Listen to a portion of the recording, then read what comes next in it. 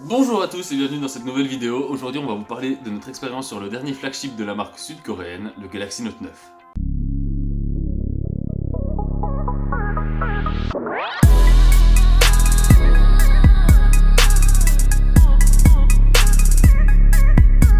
Nous l'avons utilisé depuis 6 semaines consécutives afin de trouver ne serait-ce qu'un défaut ou quelque chose qui le différencie des autres flagships pour ne pas citer la marque à la pomme. Pour rappel, le Galaxy Note 9 embarque un écran de 6,4 pouces avec une densité de 514 ppi.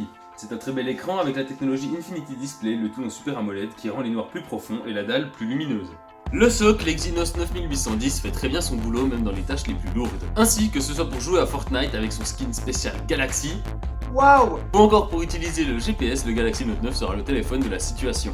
Pour faire tourner une bête pareille, il faut une énorme batterie qui pour le coup l'est vraiment, 4000 mAh. Ce qui vous permettra notamment de transformer votre téléphone en batterie portable pour iPhone.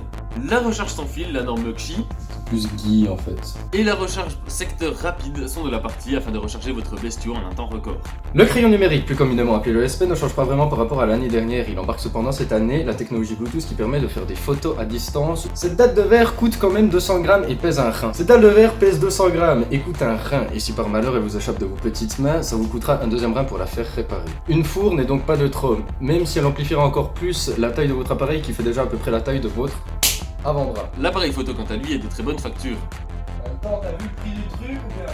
Il dispose d'un double capteur, l'un de 12 millions de pixels et l'autre aussi, mais avec une ouverture variant entre f1.5 et f2.4, ce qui est très utile pour les situations très peu lumineuses. Le design ne laisse rien envier au plus beau flagship sorti récemment. Un design en verre, simple, avec des contours en aluminium brossé et loxé, le tout sans bouton home. Il possède toujours et encore un jack en 3.5. Merci Jésus. Et le bouton Bixby, donc on trouvera une utilité un jour, peut-être.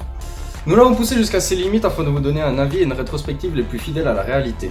Comme vous vous en doutez certainement, nous n'allons pas rentrer dans des détails techniques chiants et dont tout le monde s'en contrebalance les couilles sur une plaque en verre.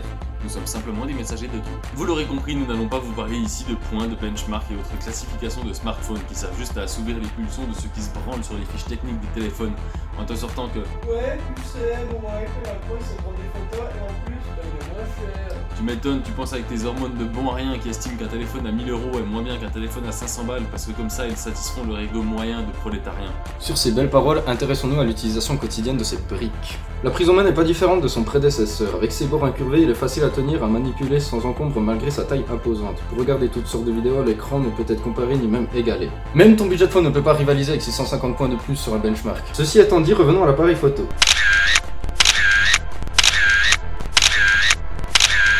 Les clichés sont très bien, mais si tu veux vraiment faire de belles photos, dépense tes thunes dans un réflexe. Il n'y a pas de miracle, et pour ce prix, tu en trouveras de très bons. Néanmoins, il n'a rien à envier à ses concurrents. La batterie. Ah, comment vous parler du Note 9 sans vous parler de sa batterie? Personnellement, je tiens très facilement la journée, voire 2 jours, avec une seule charge, bien que je l'utilise très modestement. Après, c'est sûr que si tu utilises comme un connard, tu vas dire Ouais, la batterie du Note 9 elle est nulle, je tiens même pas la journée. ta gueule, tu veux? Ok. Donc, nous vous disions que sans toucher à des spécifications techniques, on peut vous dire qu'il encaisse très bien le coup. Nous n'avons rien remarqué de pénalisant, et ce même en le poussant à bout. Fortnite tourne très bien, même en ultra. Et que seraient les S9, S9 Plus et Note 9 sans les AR emojis? Ce serait la même chose, mais sans une copie ratée des animojis de la firme de Cupertino. En effet, comme vous pouvez le constater actuellement, c'est absolument immonde. Ils auraient pour le coup mieux fait de rien faire. Bref, ce téléphone est une évolution de son prédécesseur et non une révolution. Rien de réellement nouveau, mais un Note 8 version 2 qui vient régler tous les défauts que les utilisateurs chiants ont réussi à lui reprocher. Yes. Aucun téléphone ne pourra atteindre la perfection. Personne n'a les mêmes goûts, que ce soit en ergonomie ou en design. Cette perfection que tout le monde s'obstine à essayer d'atteindre ne sera jamais atteinte pour cette seule raison. Avec ce Note 9, Samsung nous a finalement démontré que même s'ils ne peuvent pas nous étonner, ils savent encore s'améliorer et que malgré leurs ajouts discutables et leurs prix pas vraiment abordables, ce n'est qu'une question de temps avant qu'ils ne se hissent vraiment au premier rang.